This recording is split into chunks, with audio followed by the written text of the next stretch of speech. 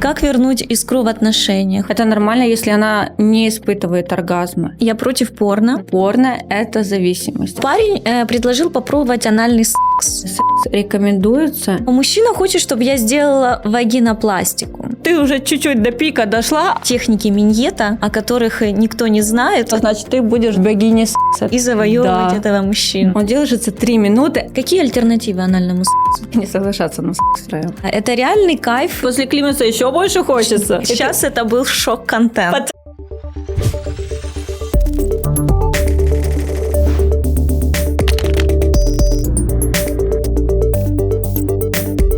Так, всем привет, меня зовут Света, и сегодня наше интервью будет достаточно пикантным, потому что сегодня у нас в гостях сексолог Александра, которая нам сегодня расскажет о многих-многих женских мифах, которые мы очень боимся озвучивать.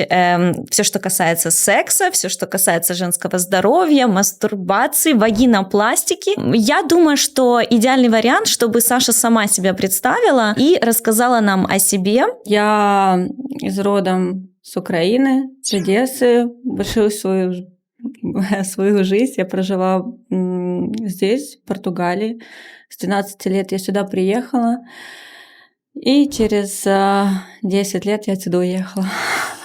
Покорять Англию, покорять Лондон, который дал мне перспективы для того, чтобы я стала тем, кем я есть. Я заканчивала заочно на сексолога-психолога. Психолога, сексолога, кому как нравится. Мои дорогие девушки набросали то, о чем они боятся говорить. Да. Поэтому давай начнем с первого. Вот, например, я слышала, что мужчины хотят секса чаще, чем девушки. Но насколько это нормально заниматься сексом, допустим, 1-2 раза в неделю? Вот есть ли какая-то норма? В принципе, нормы как таковой нету. Есть разная половая конституция. Что я подразумеваю? Просто есть женщины, которые не так уж хотят, а есть женщины, которые сильно хотят. Есть женщины, которые говорят, утверждают, я не хочу заниматься сексом вообще, мне это не нравится. Вот это вот от этого? Есть люди, которые, да, антисексуальные. То есть они прям вот, им не нравится это. И есть люди, которые вообще даже не хотят говорить секс, и у них никогда его не было. Вообще, они живут всю жизнь, и у них... И это нормально. Это нормально. И не нужно это лечить. Не нужно этого лечить. И не нужно этого стыдиться. Не нужно этого стыдиться. Вот у него есть люди антисексуальные. Это нормально. Есть мужчины, которые до 30 лет не определились со своей ориентацией, они не понимают, что с ним происходит. У них никогда не было полового партнера. И они говорят, нам нормально. Если человек это устраивает, то это ему нормально. Если женщина не так уж хочет часто секс, это тоже нормально. Но если она когда-то хотела сильно и потом уже не хочет, это уже какой-то звоночек. Есть женщины, которые не достигают оргазма, но получают удовольствие. Понимаешь, то есть мы все разные, физиология разная. Есть, которым вот она получает удовольствие от того, что у нее просто есть секс. Вот тут вот в голове у нее удовольствие от того, что у нее есть секс. Но это же краткосрочный какой-то эффект. Краткосрочный. Получается, с другим она получает удовольствие от того, что у нее есть секс с новым партнером. Нет, от того, что ее просто имеют. Да. Есть женщины, которые любят, когда их трахают. Да, есть женщины, которые любят это. Вот прям им нравится. И это не говорится о том, что она должна испытывать оргазмы. Самое главное понять, когда тебе там 17 лет, когда у тебя первый секс или второй, третий, понять, хотя бы благодаря чему-то получить этот оргазм. Неважно, клиторальный, анальный, вагинальный, маточный. Хотя бы понять, ты вообще способна. То есть, в принципе, я когда-то читала книгу, в которой было написано о том, что для того, чтобы испытать оргазм с партнером, тебе необходимо испытать оргазм с самой собой. Да, то есть необходима мастурбация. Да. Это даже не то, что мастурбация, а принятие своего тела. Мы говорим про принятие своего тела. Вот смотри, мужчина вот с маленького, да, мы будем говорить с 2 лет, наверное, с 3, он когда писает, он держит свой член. Он всегда его видит, он всегда перед тобой. Ты когда последний раз видела свою вульву? Половые органы ты рассматривала? Ну, вот приблизительно, да, там. Не часто. Вот, понимаешь, они постоянно в контакте своего тела, мужчины. У них, и что у женщины оргазм, и у мужчины оргазм, он одинаково называется. Да, то есть есть такие мифы, что там мужчина что-то как-то по-другому. Нет, у них такой же оргазм, как и у нас, просто по своей физиологии у мужчины это заложено, что он осеменяет женщину. Еще очень классный такой момент, вот как раз уже об этом говорим, что если мужчина 2 минуты или 3 держится, это нормально. Когда женщина говорит о том, что вот он, короче, у меня там только кончает быстро, или там он держится 3 минуты, девочки, он не держится полминуты. Он держится 3 минуты. Это нормальная статистическая норма мужчины, которые это... То есть у них физиология так заложена, что у них вот идет эякуляция, идет в течение 1 до 3 минут. Так хорошо, а если мужчина держится час, то это что с ним? Это потому, что он держится. Он делает какие-то... То есть он чувствует свое тело, он понимает, когда он доходит до пика, и он прерывает. Потом доходит до пика, потом прерывает, потом до пика прерывает, понимаешь? То есть почему мужчина меняет позы чаще всего?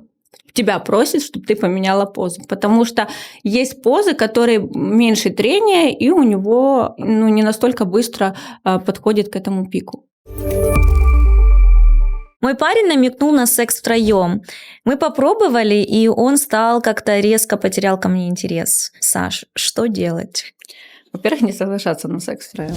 Почему? Если ты не уверена в своем партнере, если вы еще недолго знаете друг друга, прям вот тотально, и у него уже изначально были такие фантазии, если вы там год, например, живете, и он тебе об этом сказал, значит, изначально у него была эта фантазия, просто вы об этом не проговорили, что это очень важно, говорить о наших фантазиях еще до того, когда ты начинаешь с этим мужчиной серьезные отношения, это очень важно. Есть мужчины, у которых это есть фантазия, потом где-то через годик он говорит, я не хочу тебе как бы изменять, но мне это нужно. И женщина впадает в жертву, и она идет на это. Не говорится о том, что она этого хочет. Больше всего это со стороны мужчины. Она такая говорит, ой, чтобы тебя не потерять, я пойду. Но потом у нее начинается такое, знаешь, ощущение, что мой мужчина все-таки имеет секс с другой. То есть на моих глазах, да. Ей это понимание, что ей это не нравится. Она теряет контроль над этим мужчиной. И она сама вот в своей голове формирует то, что я потеряла с ним контакт, я потеряла с ним контроль. И мужчина начинает отдаляться, потому что он вспоминает, как ему было прикольно, как ему было классно, вот стой, может быть другой. То есть это тоже очень важный такой момент. Не всегда мужчина от этого отходит, потому что, наоборот, иногда мужчина вспоминает, какая ты была в этот момент, когда ты ласкала там другую женщину или ласкала другого мужчину, и его это возбуждало. И он хочет повторить это снова и снова. И он захочет это повторить снова и снова. А если он увидит то, что у тебя проснулась какая-то ревность уже после, и ты начинаешь его, знаешь, сжирать, и он боится тебе в следующий раз сказать о том, что как бы он хочет секс втроем, но ты же 1 раз согласилась, почему там 2 раз на это не согласиться? То есть вот тоже такие вот моменты бывают. Мы с мужем вместе уже долгое время, и я чувствую, что страсть немного угасла. Это такой очень стандартный вопрос. Стандартный, да. Как вернуть искру в отношениях? Вот для пар, которые вот 7, 8, 10 лет вместе. Да даже 3, мне кажется. В первую очередь разговаривать.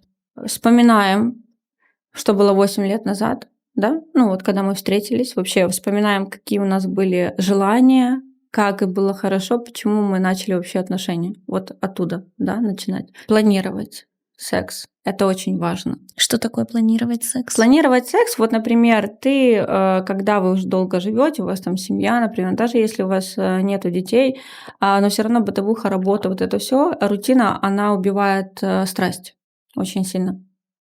И когда ты планируешь секс, у тебя есть какие-то дни, да, которые, вот, например, среда, и выберем воскресенье, да, когда все дома. И среда там после работы, например.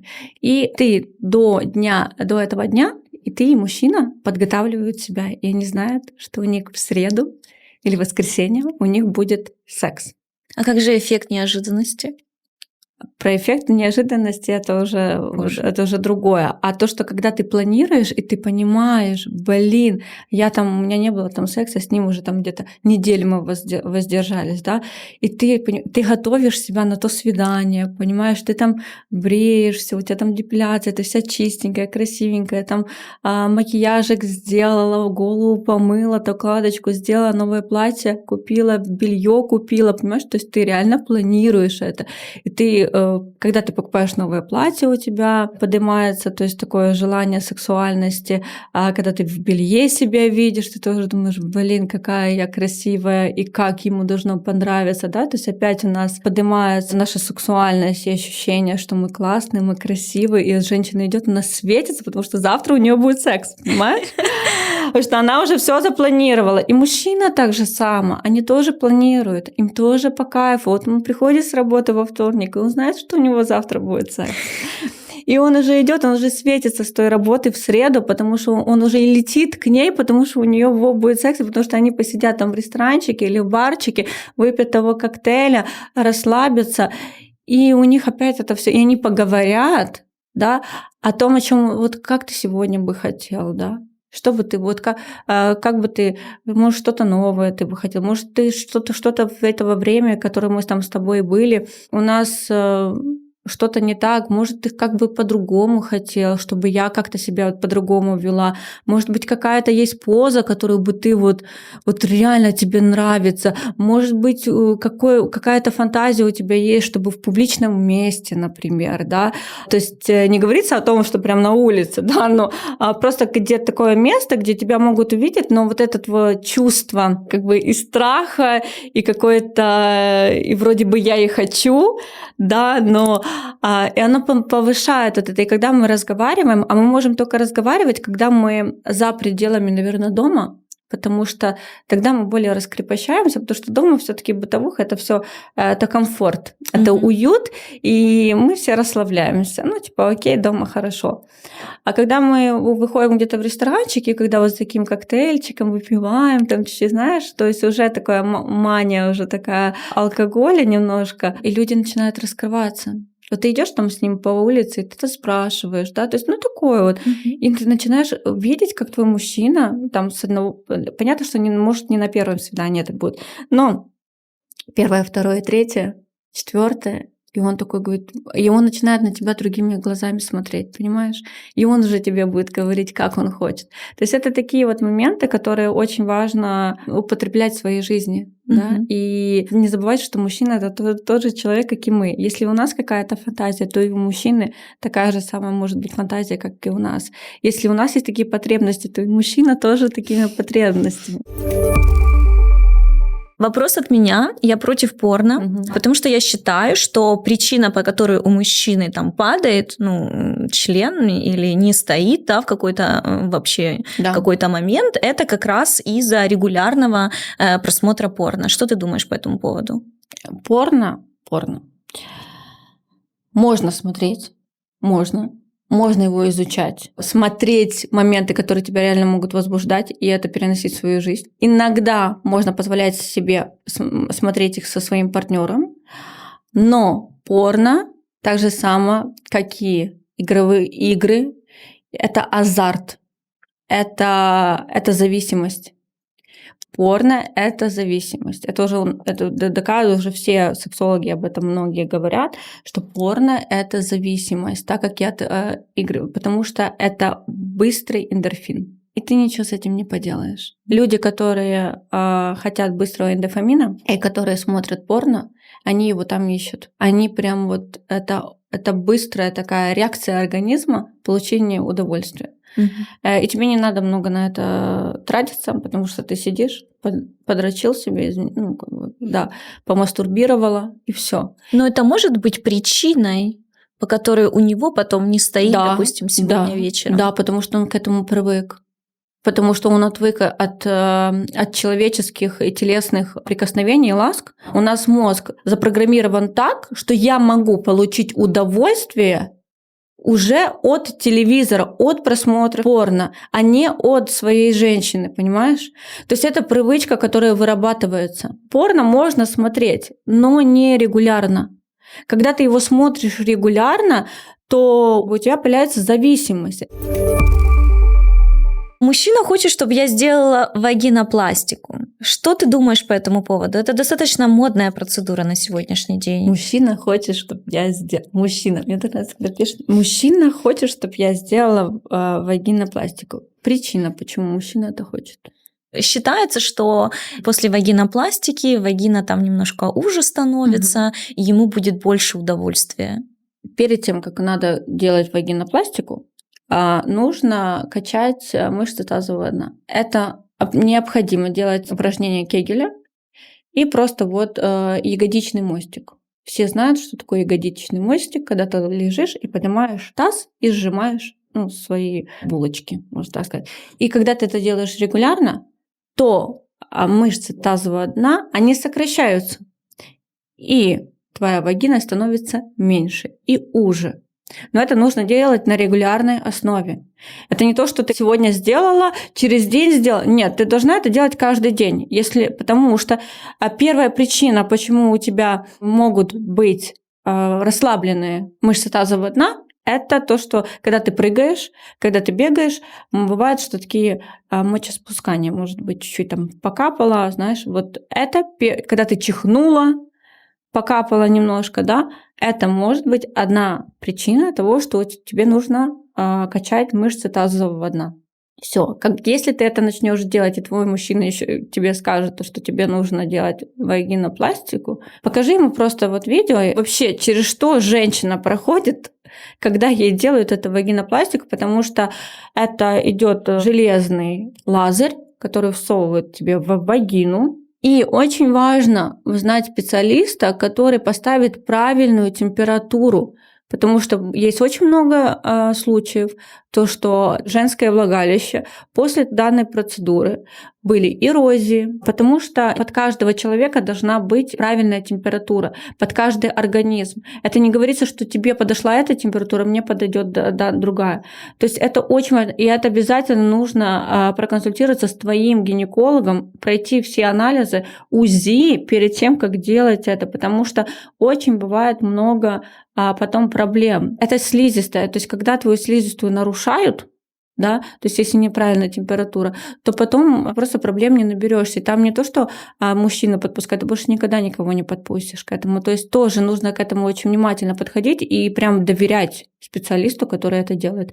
Есть не вагинопластика, есть стульчик, на который ты садишься, ты сидишь, и он не вибрирует, а сокращает твои органы. Вот прям вот так вот, знаешь. И ты сидишь, и как будто тебе реально высоко сокращается. Вот это я с этим еще, я согласна на такое. Но ни в коем случае на свою слизистую, пожалуйста, лазери, вот это все. То есть только если реально проверены, только если реально доверяете, только если реально были люди, знакомые, которые реально пошли и прошли через это. С возрастом желание к сексу уменьшается. Правда ли это? Я слышала, что после 45 лет уже больше не хочется так сильно секса, как, например, в 30. Наоборот, хочется после 45. А как же климакс там? Так после климакса еще больше хочется. Правда? Да. После климакса еще больше хочется. Да, женский организм устроен так, что когда после климакса, если ты заметила, есть женщины, которые в 55, у них такое желание секса, и они находят моложе себя мальчиков, которым по 29, по 35 лет, и она ходит, она светится, она никогда такой не была, понимаешь? То есть у них вообще такая жажда. И вот эта женщина, которая в 55, такое желание, которое у нее есть, и мужчина в 29, в 28, в 25, это одно и то же. То есть желание женщины после 50, когда у нее начинается климакс, где-то в этом роде, и желание мужчины, когда мы говорим о том, что я не хочу, например, себе молодого, потому что когда у тебя, например, тебе 18, ему 18, он хочет больше, чем ты. Потому что мужские его гормоны говорят, что я хочу, я самец, я себя почувствовал, мне нужно это, да. И вот это вот желание, оно идентично желаниям женщины во время климакса. А как же мужчины в 50 лет, в 60 лет? У них такое же желание или оно У все-таки них больше падает? желания чувствовать себя постоянно молодыми и еще показать, что у меня есть напор, То понимаешь? есть это все-таки у них падает либидо? У них не падает либидо, можно так сказать. У них не то, что либидо, нет, неправильно. Чувствует, что он еще молод и еще есть порох. Да? Вот что ему очень важно. Поэтому они находят помоложе, чтобы постоянно стояла. Мгм. Да? То есть чем женщина будет моложе и красивее, тем лучше у него будет эрекция. И тем больше он будет вот это вот прокачивать себя, что он вот альфа-самец еще, понимаешь? То есть да, мужчинам это нравится такое. Давай поговорим о оргазме. Давай. Мы уже затрагивали эту тему. Какие техники помогают достичь оргазма женщине? Вот я знаю, что многие женщины не могут достичь оргазма по каким-то своим Да. физиологическим причинам. Но вот есть же какие-то техники, которые помогают. Конечно, есть. Смотри, во-первых, начнем с этого. Оргазм у нас с головы. Это первое, самое первое у женщин с головы идет, потому что у нее получается, ей важна прелюдия. Это очень важно, потому что она должна возбудиться, от нее должно течь, понимаешь? Вот когда она уже течет, вот тогда уже все, она готова. Перед тем, как у нее ничего там еще не потекло, она еще не готова. Вот я когда-то тоже своему мужу говорю, вот когда уже будет там по ногам течь, вот тогда можно туда, а пока на-на-на. Она должна возбудиться. У нас прелюдия у женщины, вообще минимальная прелюдия должна быть 20 минут. Мужчине это вообще очень тяжело. Ну, как бы, понимаешь, он уже думает, что он за 20 минут сейчас, оп, все, и пошел, да? А ты такая говоришь, нет, куда? Мне 20 минут надо только, чтобы у меня было возбуждение, то есть прелюдия, чтобы я возбудилась. И только после этой прелюдии, может быть, я тебе разрешу, когда у меня уже там все будет. То есть, когда ты пускаешь мужчину, не дойдя до пика своего возбуждения, то тебе может быть больно. Да, то есть тебе реально может быть больно. И я многим это говорю, то что, девочки, пожалуйста, если вам больно, не терпите.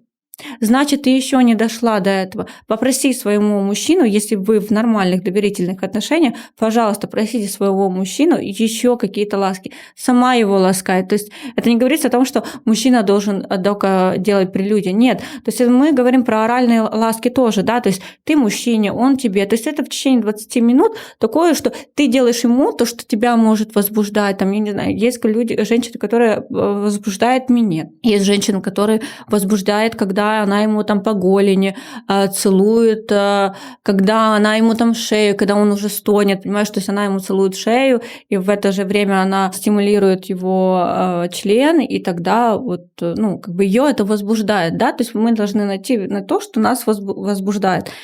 И тогда, когда мы доходим до этого пика, тогда можно впустить член туда. Ну, Хорошо, потом, как достичь оргазма потом?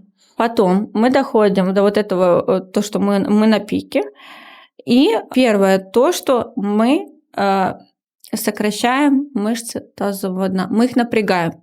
Если женщина хочет вагинальный оргазм, мы напрягаем мышцы тазового дна, чтобы было немножечко трения. То есть, когда ты лежишь на спине, у тебя немножко приподнят таз, ты сжимаешь свои мышцы, вот прям сжала очень хорошо, да, ну вот тут, да, и когда мужчина, например, над тобой, да, и ты немножечко поднимаешь вот так вот. То есть у тебя происходит трение клитора, его головка трется об твою точку А и точку К, которая есть, она трется там.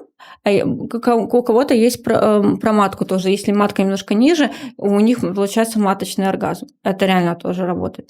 И вот, когда такое трение наступает, то получается, что у тебя напрягаются мышцы, и ты получаешь оргазм. И оргазм – это не про то, что говорят «расслабься, и тогда ты получишь оргазм». Нет, это напряжение. Вспомни, когда мужчина кончает, у него напрягаются все мышцы тела. У него напрягается пресс, у него напрягаются ягодицы, у него напрягаются ноги. У нас то же самое. Когда кончает женщина, у нее напрягается все. Ты не можешь расслабиться, когда ты получаешь оргазм. У тебя это же вспышка.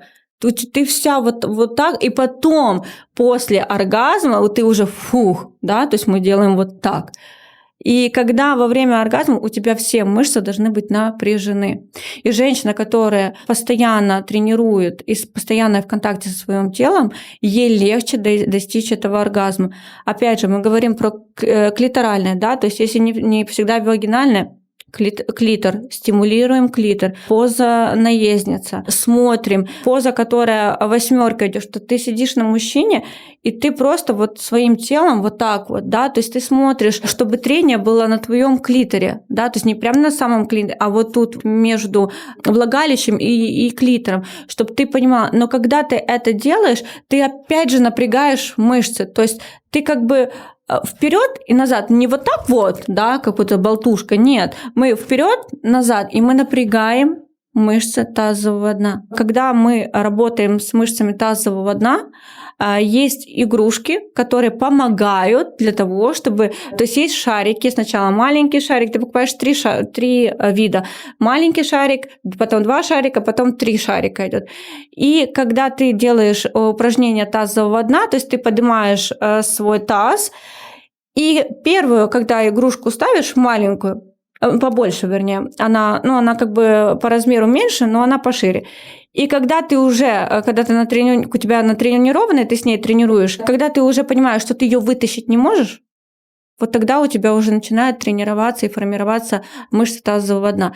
Потом ты переходишь к другой игрушке, когда уже эту не можешь с влагалища вытянуть, тогда ты переходишь к третьей, и когда ты уже третью не можешь, значит, у тебя очень классная, уже сформировавшаяся мышца тазового дна, и тебе легче тогда получить оргазм. Не только клиторальный, но и вагинальный, точки G, про точку G, про точку А и про точку К, да, которые и про маточный оргазм, и про анальный, про какой хочешь, можешь просто говорить, когда у тебя есть вот там вот все. А что касательно сквирта, это реальный кайф или это просто какая-то раздутая тема? Я знала, что меня спросят. Потому что я, допустим, считаю и говорю своему парню, что сквирт – это просто нетренированная мышца влагалища, и вот, собственно, нечем тут, не оргазм это. Сейчас я развею миф насчет сквирта, потому что не у всех это эрогенная зона. Мочевой пузырь? Да, да. Это не у всех эрогенная зона, не каждой женщины это эрогенная зона. Вот смотри, у мужчины на члене, да, вот член мужчины, то есть у них тоже не везде есть эрогенные зоны. Не везде. Я уже потом буду подробно рассказывать, но у них не везде они есть. Так же самое у нас. То есть у тебя может быть эрогенная зона там клитор, да, у тебя может быть эрогенная зона само там, например, влагалище, но немножечко выше, чем точка G. То есть не обязательно, что у тебя эрогенная зона влагалища это 5 сантиметров, потому что 5 сантиметров это там, где находится наша вот точка G, да. Это не означает то, что тебе иногда нужно, чтобы твой мужчина прям бился, знаешь, вот в стенки матки, чтобы ты прям чувствовала, что вот я кайфую. То есть не означает... Есть женщины, которым больно это. Точка G – это не эроген... Бывает у женщин, которые не могут достичь сквирта, потому что это не их эрогенная зона.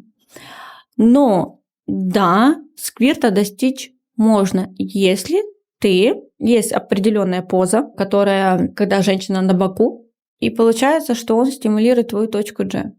Иногда это может быть больно, иногда это может быть приятно. Но когда это приятно, нужно понимать, потому что до этого приятного переходит с боли до приятного, потому что все равно мочевой пузырь – это очень тонкая стеночка, да, и все равно бывает то, что есть болевые ощущения. Вот когда ты проходишь чуть-чуть через вот эти болевые ощущения, тогда ты можешь достичь этого сквирта, потому что ощущение сквирта на самом деле оно немножечко обманчивое, потому что женщина может подумать, что это боль, но на самом деле нет. Ну или просто, что она хочет в туалет. Или просто то, что она... Да, вот это вот, оно как бы и через боль, и через желание в туалет сходить, да. И вот нужно это перебороть.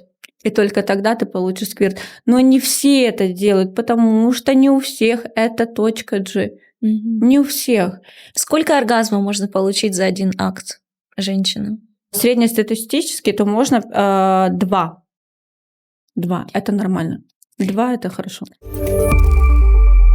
Парень предложил попробовать анальный секс. Я слышала очень много предостережений касательно анального секса. Я лично против анального секса. Что ты думаешь по этому поводу?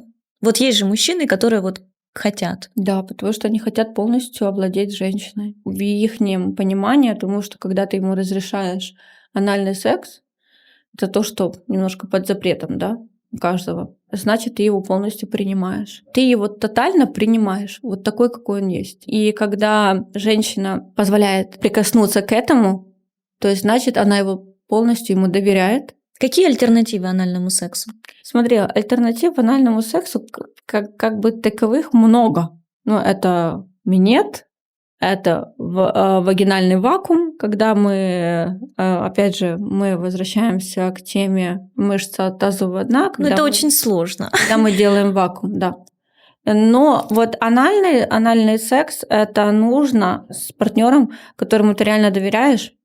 Это раз. А как же трещины там, которые там... Вот, которому ты реально доверяешь. И обязательно нужен презерватив. И обязательно нужно очень много смазки. Очень много. То есть мы говорим о не то что полтюбика, да, там, но очень много должно быть смазки.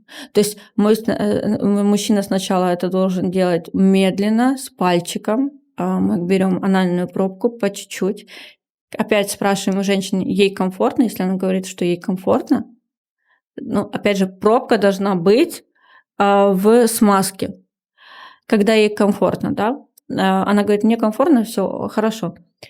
Только тогда он может не по чуть-чуть ласкать ее анальное колечко и по чуть-чуть в смазке презерватив, и только тогда заходить уже членом в презервативе и во много смазки, уже тогда он может туда заходить.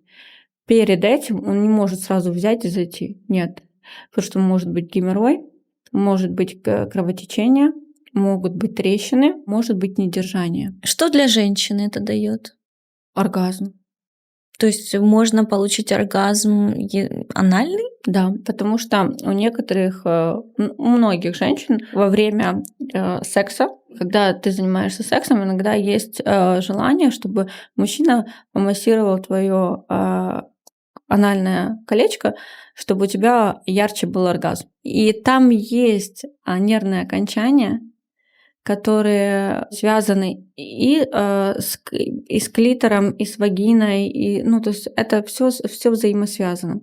И то есть вот это вот колечко, оно имеет очень много тоже нервных окончаний.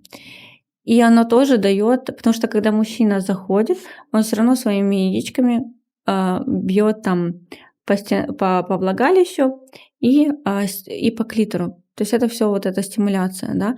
Но анальный оргазм, многие говорят, что он ярче. Только потому, что там задействованы все органы. То есть там задействовано и анальное колечко, там задействовано и влагалище, и задействован клитор. И когда мы идем в анальный секс, это означает, что мы уже тотально возбудились. Да, то есть мы уже все, мы тотально реально возбудились. И большинство случаев классно идти в анальный секс, когда мужчина чуть-чуть не довел тебя до оргазма. Вот когда он почти, знаешь, дошел до оргазма, но тебя, вернее, довел до оргазма, да, то есть клиторально, вагинально, и остановился. И тогда он входит в анальное. И тогда у тебя ярче получается оргазм. Анальный секс рекомендуется максимум 2 раза в месяц, не больше. Мгм. Но опять же, если кому комфортно, да, то есть не больше, потому что потом, правда, могут быть очень большие проблемы. 2 раза в месяц – это нормально. Вот следующий вопрос. Мне нравится жесткий секс, но я боюсь, что мой парень может подумать, что со мной что-то не так. Как обсудить это с парнем без стыда? Хочу сразу привести пример. У меня было 2 случая, когда я хотела намекнуть партнеру, что я хочу что-то пожестче, и я покупала игрушки, вот, в общем, как-то пыталась, на что мужчина просто постоянно ржал. Ну вот это такая реакция, когда он смотрит на это, ну что ты выдумаешь, что это такое? Ну ты что, совсем с ума сошла? Вот, и я уверена, что такая реакция у многих мужчин. Как с таким быть? Разговаривать. Реально, вот сидишь с мужчиной там за ужином и говоришь: милая, вот я бы хотела бы, например, попробовать что-то вот такое в стиле БДСМ, в каких-то таких латексах, что-то такое с плеточкой, чтобы было пожестче. И смотришь на его реакцию. Он ржет. Значит, ему это больше прикол, чем он реально не осознает, что это. Может быть, посмотреть с ним, например, порно. Да, порно с БДСМ и спросить: ну давай вот так вот попробуем. И посмотреть, если он от порно будет держать, значит, это не его вариант. Просто это не его вариант. То есть, мы тоже разные, знаешь, кому-то нравится это, а тебе реально уже человек говорит, нет. Давай поговорим о том, что мужчины хотят вот в долгих отношениях. Поговорим о том, что вот, например, спустя 3 года, как вот сохранить эту искру между вами, как сохранить эту интимную близость. Я серчила интернет, и один из методов, как сохранить интимную близость с партнером в течение долгих лет, это спать в отдельных комнатах. Спать в отдельных комнатах, а многие даже рекомендуют в отдельных квартирах. То есть вот это называется LAT, living apart. И это очень популярная тема в Европе и в Америке. Да. Что ты по этому поводу думаешь? Я вообще за, честно. Ну вот правда. Потому что мы спим все по-разному. Да? И иногда бывает то, что человек себя не контролирует во сне. И когда ты не высыпаешься из-за того, что твой партнер ночью тебя как-то прихлопнул, непонятно как, или стянул с тебя одеяло, и ты замерзла, или ноги на тебя поставил, даже не понял, что он вообще храпит там, ему все равно, что тебе некомфортно. Или скидывает тебя с кровати, когда ты реально не высыпаешься с данным человеком, то есть ты его любишь, но ты с ним просыпаешься раздражённая из-за того, что тебя ночью метелили, понимаешь, и ты с кровати не... Мне кажется, это у мужчин чаще. Да. У мужчин такая проблема. Не у женщин, это мы их метелим ночью. Хорошо. Первое – это сон. Что еще? Первое – то, что ты спишь в отдельных комнатах, потому что, да, ты высыпаешься. В-третьих, потому что ты высыпаешься, у тебя ничего не раздражает, твой мозг готов для новой информации, ты этого человека принимаешь не как агрессора. Отдохнувшая женщина, отдохнувший мужчина. Privacy. Да. Загадочность. То есть Конечно. У женщины свое личное пространство. Свое личное пространство, да. Нам важно личное пространство. Очень важно. И чтобы, может быть, даже в этот момент он там ее какие-то, может быть, моменты, он сказал, чтобы она там не готовила, знаешь, или какие-то такие бытовые вещи, чтобы она не делала для него. Ну, то есть вот это вот, значит, мы переходим... Рутина, да? Рутина, она убивает брак. Убивает, да. То есть если избежать этой рутины, но при этом находиться в браке, это по факту жить в разных апартаментах. А если позволяют финансы, почему бы и нет? Да. Тогда вы избежите рутины. Ты, если уже и захочешь ему готовить, ты будешь готовить ему исключительно только тогда, когда у тебя есть желание прийти к нему домой и что-то приготовить. Да. И даже если вы живете в разных комнатах, просто поставить, сказать: давай посмотрим, попробуем такой вариант, чтобы у нас пробудились чувства, чтобы мы почувствовали, что мы любим друг друга, и наши отношения заново начинают гореть яркими красками. Давай попробуем. Если человек реально тебя любит, он скажет «да». Если человек скажет «ты что ты такое говоришь? Зачем оно тебе надо?» То есть мне и так все устраивает. А ему комфортно, а ты понимаешь, что все. То есть это тоже нужно смотреть, да. То есть люди по-разному на это реагируют тоже. Но я, в принципе, за такое, если прям нужно. Если прям Хорошо. Саша, расскажи, пожалуйста, о каких-то техниках миньетах, которые бы ты могла с нами поделиться. Смотрите, я хочу рассказать, во-первых, структуру. Кто не знает, может, многие не знают вообще. Самая пиковая точка – это у мужчин устье уретры, называется. Вот она здесь находится. Это самая такая точка, когда у нас язычок такой остренький, да, и когда мы ласкаем вот эту вот дырочку, да, то есть мы вот устье уретры, да, когда мы ласкаем, потом идет уздечка. Уздечка и корона. Вот это называется... Сейчас так, чтобы всем было удобно. Смотри, вот это называется корона. Корона – это тоже одно из самых таких чувствительных зон, потому что здесь собираются самые такие нервные окончания. И когда мы нежно вокруг, вот именно здесь пол, язычком ласкаем вот эту вот часть, под головкой мы ласкаем вот эту вот часть. Главное, чтобы у нас был язычок такой более острый, и медленно мы ходим вот полумесяцем. И также уздечку очень важно, чтобы иногда, когда мы увлекаемся, мы считаем, что чем больше мы надавим на уздечку, тем мужчине будет по кайфу. Нет, прям очень сильно, знаешь. То есть это нужно делать очень деликатно и очень нежно. Потом вот эта вот зона, которую все женщины делают ошибку, когда мы делаем минет, мы останавливаемся на получлена. Ага, то есть не нужно на глубокий. На полчлена не надо. У них вот тут вот не эрогенная зона. Это не эрогенная зона мужчины. Когда ты останавливаешься на получлена, он ничего не чувствует. Надо до конца? Надо или до конца, или вот здесь. То есть вот до конца у него эрогенная зона. Это глубокий минет? Да. Это мышонка. Яички, это тоже эрогенная очень зона у них, им очень нравится.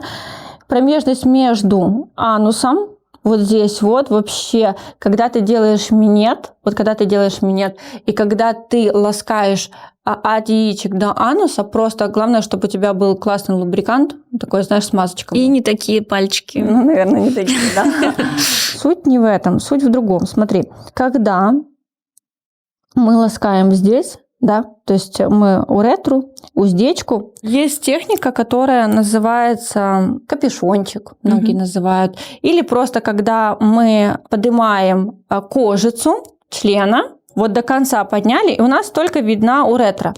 И мы вот так вот медленно язычком ходим по вот этому, то есть мы кожицу подняли. И вокруг. И вокруг вот этой уретры, да, прям вот в уретре мы ходим вот так вот язычком. Потом мы медленно опускаемся, вот здесь ласкаем, да, только вот эту часть, корону, вот это все. То есть, мы стимулируем рукой и вот тут вот ласкаем вот эту часть. Потом мы опускаемся чуть-чуть. То есть ты можешь пальчиком стимулировать его уретру, вот пальчиком и вот так его обцеловывать. И обцеловывать, да. То есть ты прям вот как всасываешь, знаешь, по чуть-чуть. Еще одна техника, когда ты идешь полностью, вот у тебя губы уже здесь, то есть ты заглатываешь, вот берешь его член в рот, и у тебя губы здесь, да, получается. И ты делаешь вакуум. Вот прям всасываешь вот его член полностью. Вот тогда у мужчины получается... Не всем это нравится. Опять же, мы спрашиваем у мужчины, как ему нравится. И есть тоже способ, говорят, что мужчине нравится, когда полностью его член заходит, чтобы были и яички внутри. Опять же, это глубокое горло. Глубокое горло – это когда член проходит по небу, и через неб заходит в горло. То есть мы не вот сразу вот так вот, а мы через небо, и прямо оно заходит в горло, правильно? Ну, вот, через неб, и очень много нужно, чтобы было смазки, потому что, чтобы не было вот этого рвотного рефлекса. Понятно, что у тебя первый раз, второй раз будет, но если ты будешь часто это делать, то у тебя не будет рвотного рефлекса. И не все мужчины любят глубокое горло, когда они видят, что женщину почти вот тошнит. Поэтому не увлекайтесь, не покупайте курсы, когда говорят, вот я тебя научу сделать глубокое горло, значит, ты будешь для него богиней секса. Это неправда. Не всем мужчинам нравится глубокое горло, и не все женщины умеют его правильно тоже делать. Я предлагаю перейти к очень быстрым, коротким мифам про секс. Давай. Я говорю вот короткий миф, и ты опровергаешь или говоришь нет, все ок. С этим можно жить. Вагина может растянуться навсегда из-за частого секса. Нет. Вагина подстраивается под член. Хорошо, тогда мой вопрос. То есть, если у меня 2 половых партнера, то есть, что тогда? У одного меньше член, у другого больше. Это мышца, которая постоянно чувствует, что у нее разный размер. У нее заходит и выходит, и она постоянно будет вот подстраиваться под тот размер, который в нее заходит. Отлично. А может ли гинеколог определить, была ли женщина сексуально активна сегодня или вчера? Скорее всего, нет. Угу. После рода вагина становится менее чувствительной? Нет. Нет? Нет. Нет. Нет. Точно нет, потому что она наоборот чувствительная. Она еще больше чувствительная.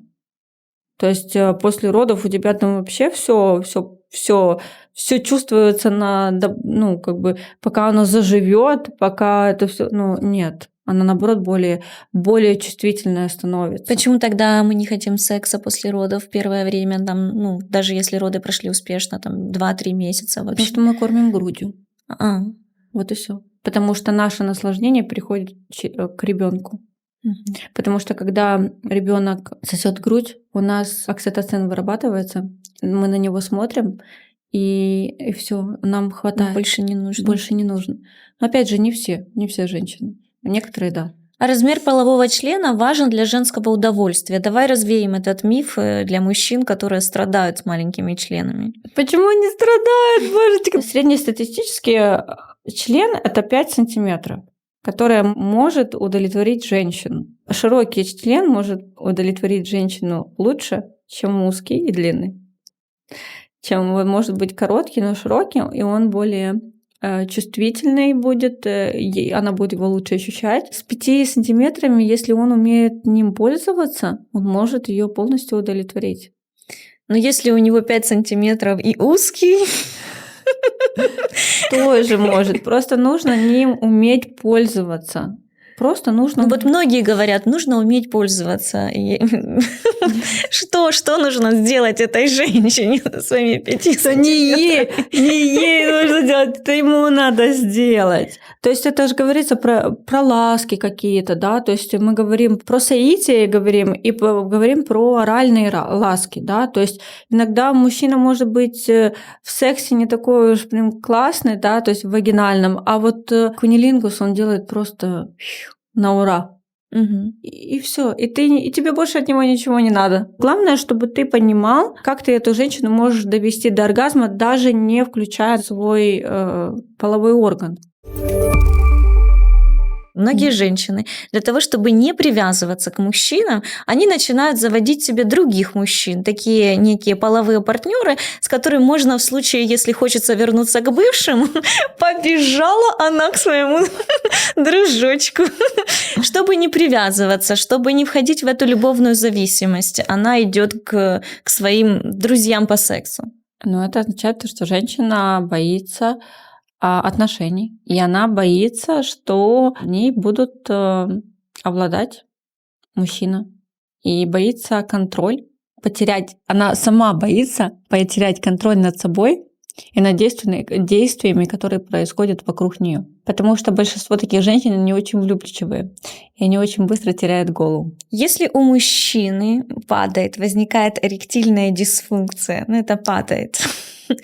А во время секса чаще всего женщины принимают это на свой счет, что, Да. возможно, что-то со мной не так, я, возможно, какая-то сегодня некрасивая, или, возможно, от меня пахнет не так. Что ты порекомендуешь в этом случае? Это миф, но на самом деле это да, это так и есть, женщины так и делают. И когда у тебя стресс, ты не можешь отключить голову, ты не можешь получить оргазм.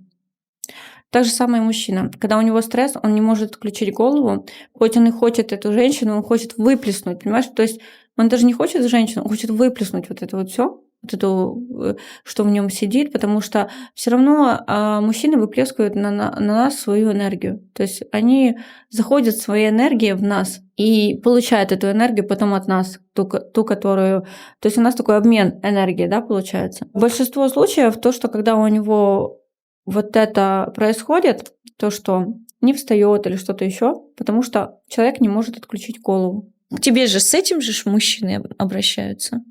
Нет, мужчины, вот честно говоря, к сексологу мужчины очень редко с таким обращаются. Большинство женщин обращаются, что у мужчин такое. А мужчина, чтобы пошел к сексологу, я не знаю, что это нужно, чтобы... Ну, это нужно не то, что у него встает, а большинство мужчин, которые идут к сексологу, это от того, что его женщина ему говорит о том, что она не может с ним кончить. Еще момент. Сходить к урологу и сдать анализы. Бывает много причин. Я знаю мужчин, которые на гвоздях стоят, им это помогало. И они лечились от этого, потому что на наших пятках есть много нервных окончаний, которые точки, знаешь, классные точки, которые реально вот по всему телу вот так вот идет. То есть есть разные способы, но в первую очередь это если у него было все хорошо, и потом уже больше, чем месяц он чувствует, что у него проблемы, тогда идти к врачу, конечно. Окей. И последний вопрос. Мастурбация. Мастурбация как способ повысить свою энергетику. Я слышала, что многие советуют перед важными переговорами, перед интервью, перед встречей, даже перед свиданием необходимо женщине помастурбировать. Таким образом она повышает свою сексуальную энергию, свою энергетику, и вероятность того, что свидание или же встреча, или же переговоры пройдут успешно, увеличивается в разы. Что ты скажешь по этому поводу? Помастурбировать, но не достигать оргазма. Вот в чем загвоздка. Потому что, когда ты мастурбируешь, получаешь оргазм, у тебя идет расслабление, тебе уже ничего не хочется. Ты уже все, ты расслабилась, у тебя все хорошо. Тут маршруток нет, можно автобус, машина, все, что хочешь. Скрещиваешь ножки. И вот даже можешь сейчас сама попробовать. Вот скрещиваешь ножки и начинаешь, знаешь, дышать маткой. Вот есть люди, которые дышат маткой, а есть упражнение Кегеля, когда ты вот скрещиваешь и сжимаешь полностью влагалище. Да, это смешно, но это реально работает. И ты, когда вот по чуть-чуть вот эту энергию, потому что у нас вот эта чакра Муладхара, да, это нижняя наша чакра, через нее у женщины идет все. То есть, когда она проработанная, когда идет циркуляция от этой чакры, то у тебя все по-другому. У тебя глаза блестят, ты готова вообще. То есть ты на пике сексуальности именно тогда, когда вот ты чувствуешь, что ты сейчас можешь получить оргазм. Вот ты вот уже у тебя кровь циркулирует, у тебя уже все классно, и ты чувствуешь, какая ты классная, какая ты сексуальная, и все. И можно идти на свидание. Можно идти на первое и завоевывать этого мужчину. Да. Сейчас это был шок-контент. Еще очень классно, вот как ты говоришь там про мастурбацию, когда ты идешь с мужчиной на свидание, когда он знает, что ты без трусиков, это их очень возбуждает. И есть такие маленькие вагинальные шарики. И ты в них туда совываешь этот клиторальный шарик маленький. И он у тебя вот там вот находится. Спасибо тебе большое, Саша. Это действительно интересно. Я очень много для себя узнала, и хочется сейчас уже идти воплотить это все в жизнь. И самое главное, запомните, девушки, что ваше тело и сексуальность вот ваша, это ваше право. И не бойтесь задавать вопросы, не бойтесь говорить об этом со своим партнером, не бойтесь говорить, даже если вы не можете обсудить это с подругами, вот обращайтесь к Саше, обсудите с ней какие-то вопросы. Сашины контакты контакты будут в описании к этому видео. Давайте перейдем в новую эру, где мы будем любить себя, любить свое тело и принимать свою сексуальность и свое желание хотеть или не хотеть секса. Вот всем спасибо, девчонки. Я надеюсь, это было очень полезно. Спасибо. Пока-пока. Пока.